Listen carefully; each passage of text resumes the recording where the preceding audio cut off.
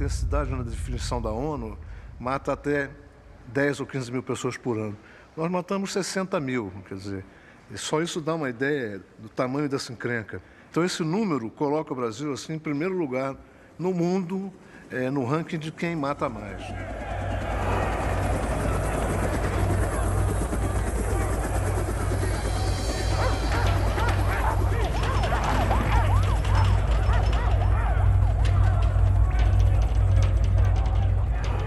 Em 1969, os militares decidiram fazer emendas à Constituição. E entre essas emendas estava a reintrodução da pena de morte no país para determinados crimes, que eram exatamente aqueles determinados crimes praticados pela oposição armada ao regime militar. Então o clima era um clima terrível no país, né?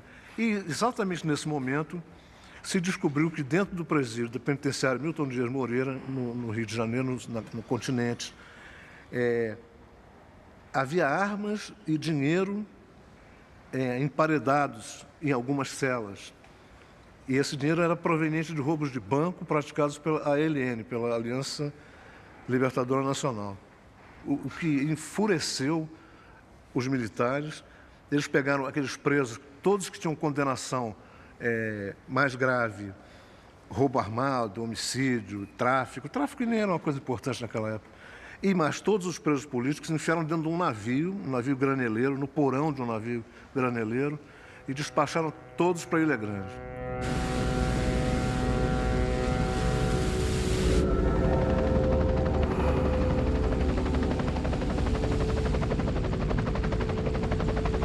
A Ilha Grande era uma colônia penal desde tempos remotos, né? E nunca foi um presídio propriamente dito, porque ele tinha área de trabalho no campo, ele ficava em frente ao mar, chamavam aquilo de o paraíso, cercado por um mar perigoso, por mata fechada, sem meios de transporte para o continente, não são os barquinhos de pescador.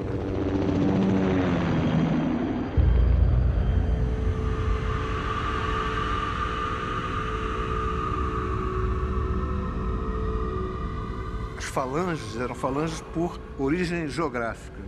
Então tinha a falange Zona Norte, da Zona Norte do Rio de Janeiro, tinha a falange Zona Sul, tinha a falange do Jacaré, a falange da Coreia. E apareceu, depois do desembarque desses quase 1000 presos lá, a Falange Vermelha. Por que a Falange Vermelha? Porque os presos condenados pela Lei de Segurança Nacional tinham na ficha do DESIP uma tarja vermelha. Então o pessoal da Falange Vermelha foi trancafiado na Galeria B, que era conhecida como Fundão. Fundão porque dali ninguém via o sol, entendeu? Era uma galeria de isolamento mesmo, né?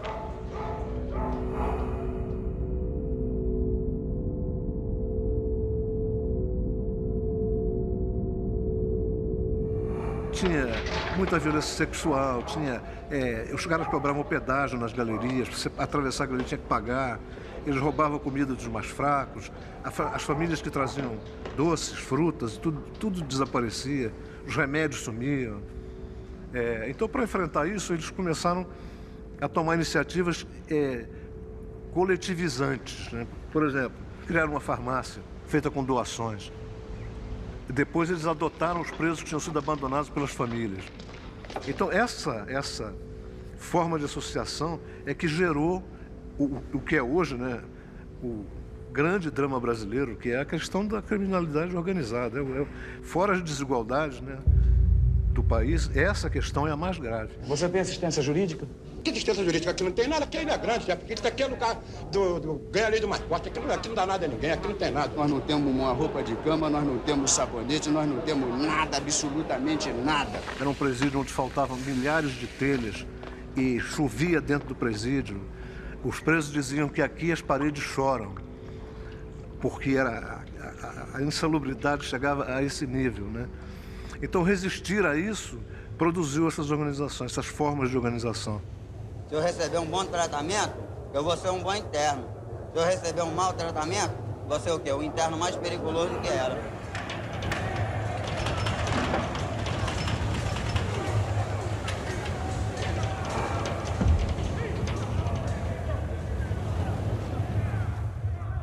Esse grupo, ele se tripartiu.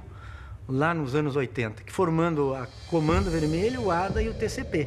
E esses caras saíram pelo Rio de Janeiro procurando um local para se instalar. Normalmente, nos grandes centros mundiais, se instalam na periferia. Mas o Rio de Janeiro, a periferia, está dentro da cidade, que são os morros. Para proteger o seu negócio, o seu feudo, o seu império, eles começaram a se armar. Começaram a se armar, na minha visão, não só para fazer isso, para impedir a entrada da polícia, mas para impedir que os grupos rivais não viessem tomar o seu mercado.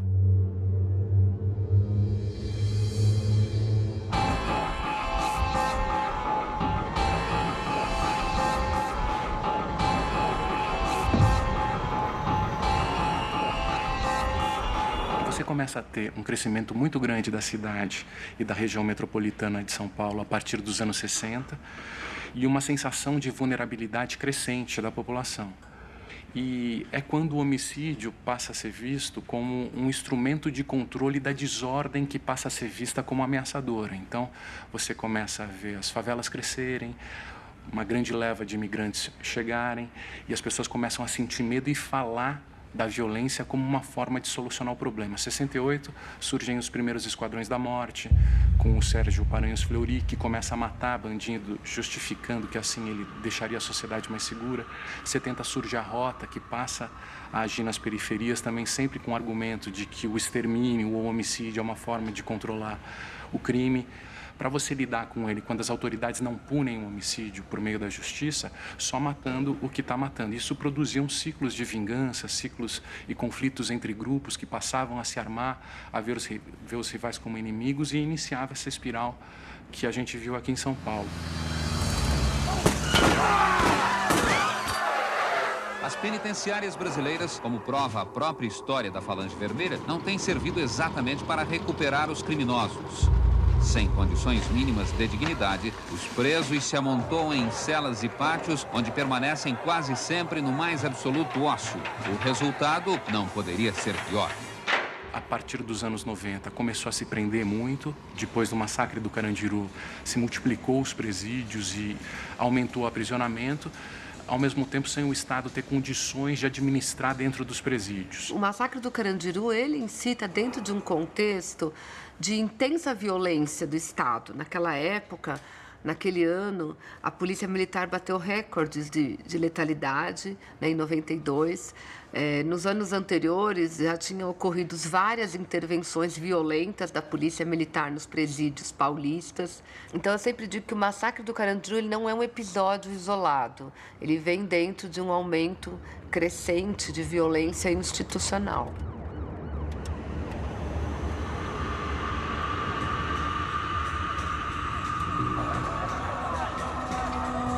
31 de agosto de 93, houve uma partida de futebol, houve uma briga entre os times e houve 2 homicídios, né? Então, o grupo que cometeu os homicídios fez um pacto de proteção mútua, de união para enfrentar a administração prisional. E aí, a partir dali, teria sido formado, constituído o PCC.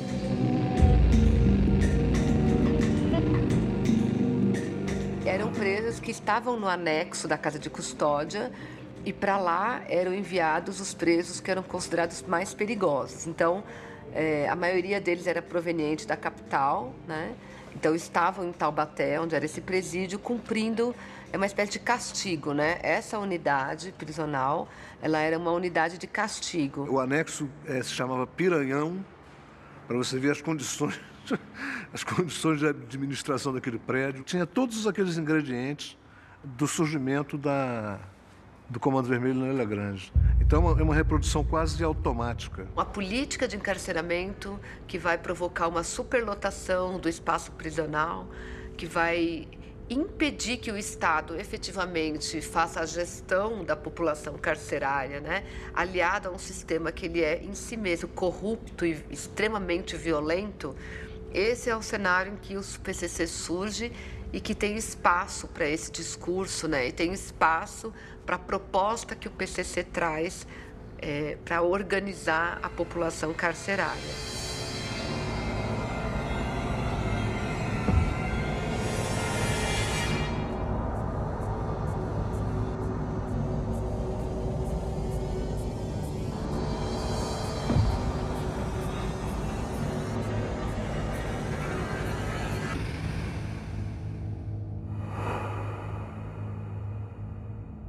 partir de 94, e isso vai aumentando durante os anos 90 e começo dos anos 2000, aumentam muito os episódios de rebeliões no sistema prisional paulista. E essas rebeliões têm um caráter extremamente violento, a grande maioria delas. Vários presos são mortos e decapitados. Isso que acontece hoje em outros estados, né? Acontecia aqui em São Paulo com muita frequência.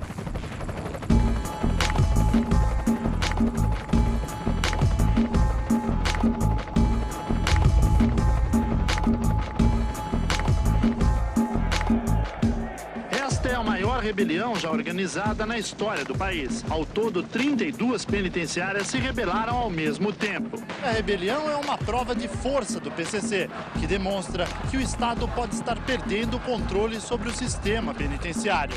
Nesse episódio, o PCC coloca suas bandeiras, né? É o primeiro momento que vem a público, vem à tona de uma maneira bastante contundente, né?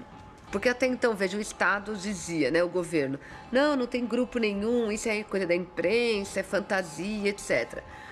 Ora, você ter um evento em que 29 unidades prisionais se rebelam de uma maneira sincronizada e que ficava evidente já na época que era combinado, que se comunicavam entre si. Então isso foi muita coisa, foi uma coisa assim absurda, porque o governo, no final, ele não admitia nem que existia o grupo. Como é que o grupo já tinha condições de se articular dessa forma? Ele permite que pessoas ligadas ao grupo ganhem seus próprios recursos, vendendo drogas e gerindo suas biqueiras. Você paga uma mensalidade para gerir essa máquina burocrática que faz essa mediação e essa organização da cena e do mercado do crime. Compra armas, fornece empréstimos, tudo mais. Então, às vezes, o indivíduo quer assaltar um banco, mas ele não tem um fuzil, ele não tem uma metralhadora, enfim. Eles fornecem o material, seja muitas vezes por empréstimo, em troca de uma parte daquele valor, ou muitas vezes alugado a um preço fixo anterior.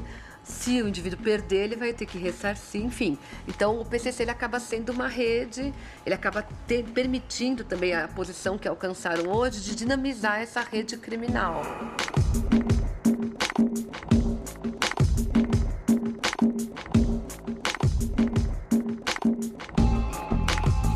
A redução dos homicídios em São Paulo, ela está associada diretamente à expansão do PCC no Estado. Né? Não porque o PCC seja bonzinhos, heróis, mas simplesmente porque eles dominam o mercado de drogas e eles exercem uma regulação muito eficaz nas relações sociais do mundo do crime. Então, hoje, na periferia, tanto como na prisão, ninguém pode matar outro porque está devendo droga. Você vai ter toda uma regulamentação para saber como é que o outro vai pagar, se vai apanhar, enfim. Mas tem uma regulação. Então, os homicídios, aquele mata-mata, aquele bang-bang que caracterizou a década de 90, isso acabou. Então, a hegemonia do PCC no Estado interrompeu esse ciclo.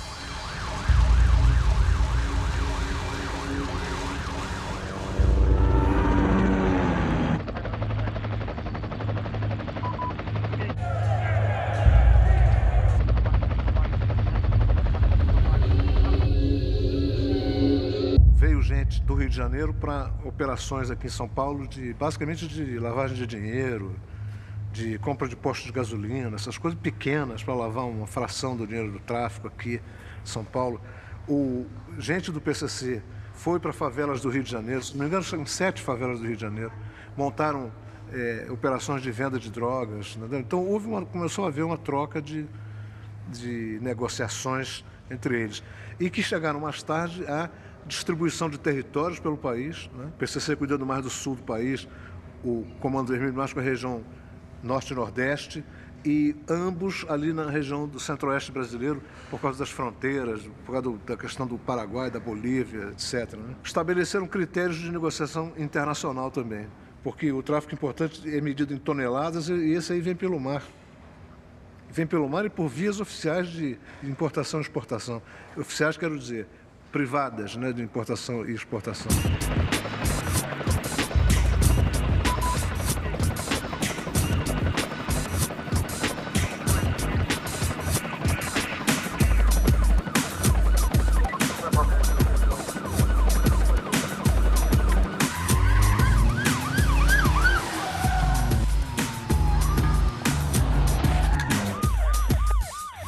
transferência da forma que foi, essa coisa articulada, 700 presos juntos, de madrugada, com condições que a gente não sabe exatamente as quais, isso foi o que detonou esse evento. Em 2001, haviam sido 29 unidades prisionais. 5 anos depois, foram 76 unidades prisionais em São Paulo, que se rebelaram simultaneamente. E o que é novo, né? Foram executados diversos ataques às bases policiais, às forças de segurança fora das prisões. O PCC, segundo consta, tinha oferecido o perdão de dívidas no tráfico para que essas quadrilhas do lado de fora colocassem seus homens na guerra e participassem de forma contundente. Então, assim, você não precisa pagar o que você nos deve esse mês, mas eu quero que você vá lá e faça um salseiro em São Paulo. A execução de policiais, agentes penitenciários, diretores de presídios, juízes, promotores, o que eles pudessem pegar. O Estado respondeu com uma força desproporcional e também matou muita gente. Houve execuções ilegais, houve acertos de conta, justiçamentos, entendeu?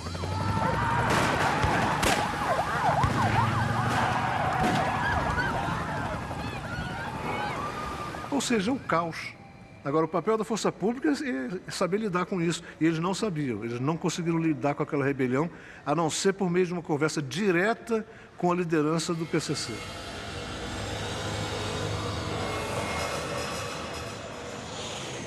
Saiu de São Paulo um aviãozinho oficial do governo, levando o comandante do policiamento do interior da PM, levando um representante da Secretaria de Segurança, levando uma advogada que dizia que era advogada do Marcola. Chegou lá, ela não foi reconhecida por ele. Falou, você não é minha advogada, mas o fato é que ela estava lá dentro. E lá conversaram, o que vocês querem?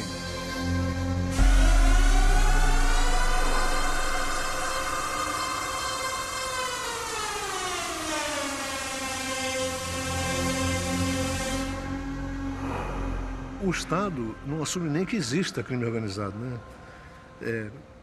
Quanto mais que negocia com eles. É um risco para o país.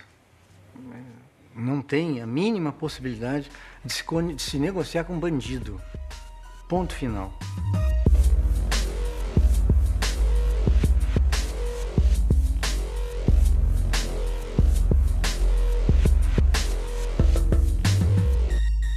Quando a gente concebeu isso, eu dizia para as pessoas, se nós vamos procurar instalar um programa de segurança cujo nome é UPP, Unidade de Polícia Pacificadora, no momento que eu vou procurar executar esse programa, botar ele em prática, se eu tiver que dar um tiro, para mim, já perde um pouco o seu conteúdo, a ponto de antes das ocupações eu ir para os meios de comunicação e dizer, amanhã nós vamos ocupar, exatamente para as pessoas tomarem as providências que entendessem que tinham que tomar. E fui muito criticado, porque os traficantes fogem. Deixa eles fugir. O que eu quero é devolver o território para aquelas pessoas. Nós pegávamos capitães recém-saídos ou capitães que não tinham muito vício, seja da guerra e muito menos da convivência com a corrupção. E colocávamos eles ali. Quem eles iam comandar? Policiais recém-saídos da academia. Então você tinha um grupo, de uma certa forma, homogêneo, onde este capitão, este tenente, este oficial podia trabalhar eles da maneira como quisesse, podia montar a sua equipe. São casos de corrupção policial, acusações de agressões aos moradores.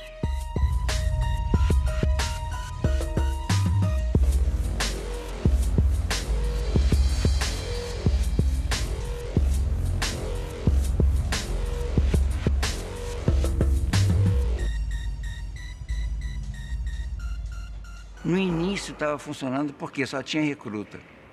O recruta não tinha noção do que estava acontecendo. Quando eles viraram policiais, eles assim, epa, como é que fica isso? E o meu?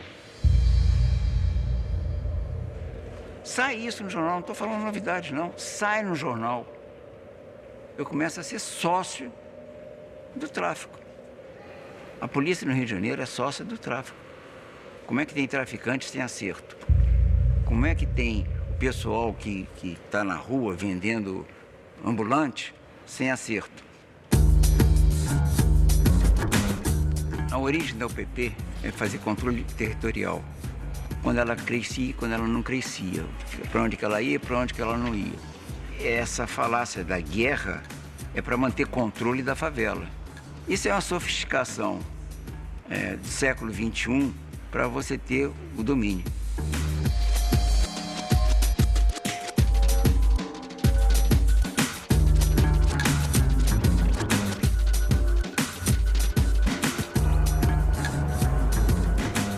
Em Pedro Juan Cavaleiro, houve um desembarque de uma força-tarefa conjunta do Comando Vermelho com o PCC. Consta que eram 150 homens, armados com o que havia de melhor, envolvendo gente egressa das Farc colombiana, gente até do IRA, envolvido nisso, mercenários, né? E a ideia era o quê? A ideia era assumir o controle do tráfico na fronteira com o Brasil e despachar o principal traficante local paraguaio que comandava um cartel de drogas, especialmente de maconha.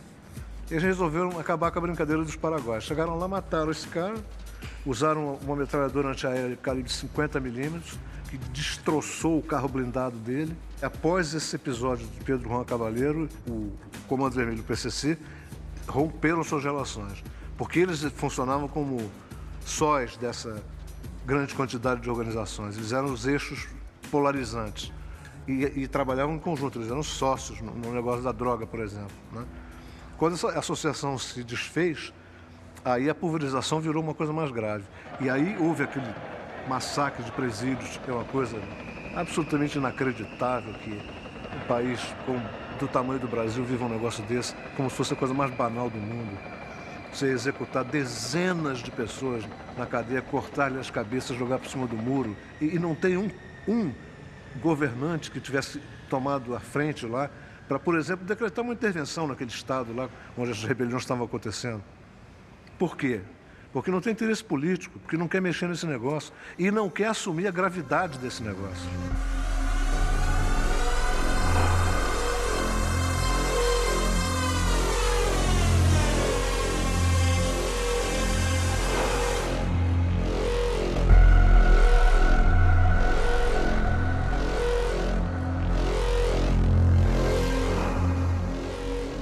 Aqui no Brasil é o único país do mundo em que aquilo que se atribui ao crime organizado foi criado dentro de instituições do Estado, né? Então, por exemplo, os cartéis do México, da Colômbia, enfim, mas tem outra história. Aqui no Brasil, todos esses grupos são criados dentro de prisões. Então, acho que está mais do que na hora de se repensar as escolhas políticas que se tem feito, né? Porque o processo de encarceramento, a forma como nós encarceramos, a forma como a nossa polícia atua, a violência, a arbitrariedade, todas essas formas de lidar com conflitos e com o próprio crime, elas levaram a essa situação de hoje, né? Então, acho que, como a gente vê, apostar na continuidade disso ou é burrice ou tem alguém que lucra com todo esse cenário.